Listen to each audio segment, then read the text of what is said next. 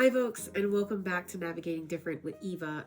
This video is all going to be about autism. It's going to be about what is autism, what do the levels mean, and how we received our diagnosis and how we're handling autism right now. I hope that this video is helpful. This is going to be informational. It's going to have some personal touches, but the real goal of it is just to kind of be a reference guide for those of you who are out there and you're getting a diagnosis for the first time and you don't know what to expect or what to think. So I'm hoping that this connects really closely to you. And without further ado, let's get started. What is autism? Autism spectrum disorder is a developmental condition. It affects how a person communicates, interacts socially, and how they process the world around them.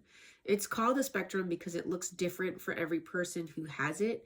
And some people on the spectrum might be nonverbal or need a lot of support, and others are highly verbal, highly independent. Some of them are even savants. So it can be a really ranging world of different types of symptoms and things to know, but it sounds really overwhelming, but the truth is autism is not a disease. It's just something that is different, like literally doesn't have to be fixed. It's just a different way of experiencing the world, and for some reason their bodies just aren't like ours. They're just different. So I just want to let you guys know that first of all, autism in itself is not a terrible thing. It is something that, will need the right supports, but ultimately people with autism can thrive. They can have a future. Your kids are going to be okay. Especially since you are out on YouTube and you're looking for resources and you're looking to understand more. I know your kids are going to be okay because that's the sign of a good parent. So good job. All right, folks, let's talk about the levels of autism.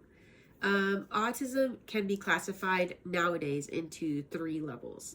They have level 1, level 2, and level 3.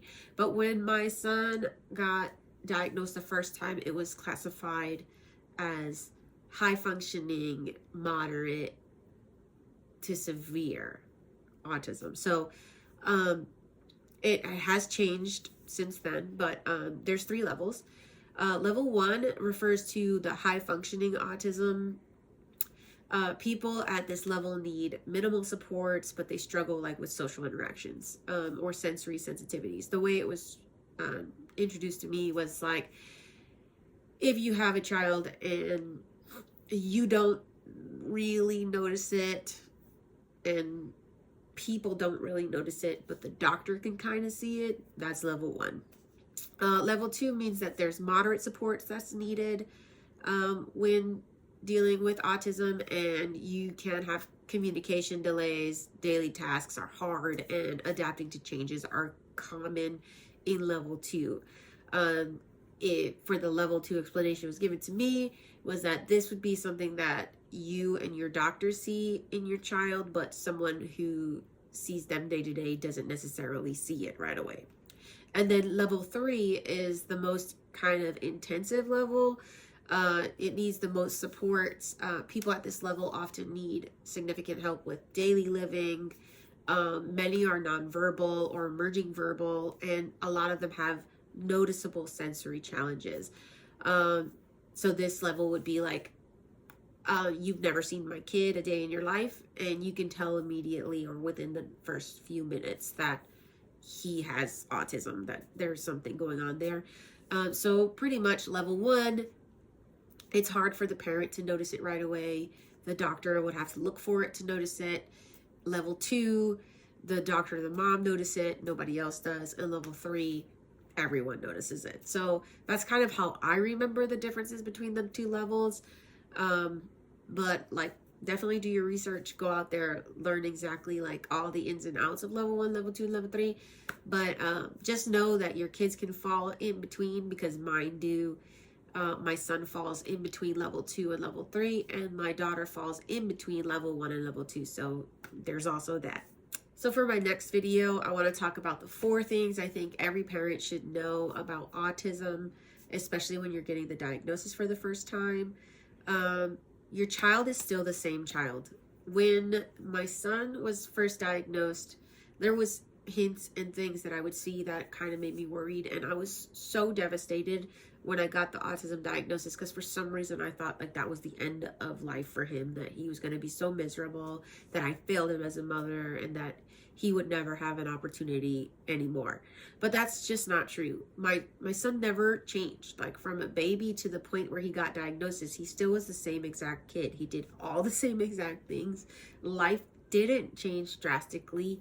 Well, drastically in the sense that it was any different than it was before. And I just came to realize that this is the same child. I was still loving the same child. And the only difference now was that there was a label on there that said autism, and for some reason that label scared me so much I thought it was the end of the world. So I just want you to know that your child is the same child. It's not the end of the world. 2, early intervention matters. I was so blessed and fortunate, thank the Lord, that my son got diagnosed at 2.5. Because the way that it happened, it was like I got diagnosis and immediately got support services. He just fell into that right age of 0 to 5. So there was so many opportunities out there for him, like early intervention, physical therapy, occupational therapy, speech therapy. We tried everything, and even ABA, that it was just really God's timing, and we got all those interventions started quickly. When my son was first diagnosed, there was no eye contact with anyone else but me. There was no speaking to anyone else but me. There was no hugging. There was no interaction. It was like nobody else in the world existed to my son except for me. And that was on rare occasions that I was even like a thing. So I would say that intervention helped, especially to the point that now he is emerging verbal. He is, he's in ninja class. He's homeschooling. He's doing things that at the time I thought wasn't possible and is now very possible. So I would say early intervention matters. The sooner you find out, the sooner you can get stuff started for your child, the better you'll see. Number 3, I'll say, is you're not alone. Sometimes in this journey, it feels like no one else is walking it alongside you. No one else understands. No one else can possibly understand what you're going through or what your child is going through. And sometimes the realities of what comes along with autism is really hard to deal with alone. So I want you to know that you're not alone. There's people on YouTube that are talking about the issues. There's, if you don't have family members that you're close to, I would say find a friend or find someone in your life that you can be honest and real with, because trust me, you're going to need them. And if you have no one, reach out to people like me who are talking about it on YouTube and who post their email, and like you can pretty much find anything about me online. So definitely like send me an email, let me know. I think it's important to have someone to walk this journey with you.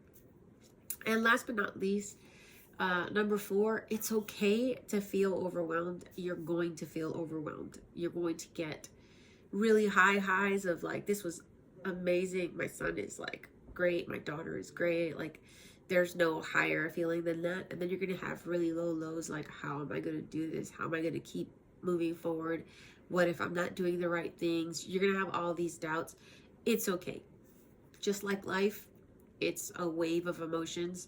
Good times come, bad times come, good times leave, bad times leave. Like, just be really gentle with yourself. If you practice self-care, I pray. I think that you need to have a foundation in something so that you can walk this path a little bit better for your children. And it is a hard path. It's not for everyone, but the fact that you even are here and you're watching this channel means that you're trying. So good job.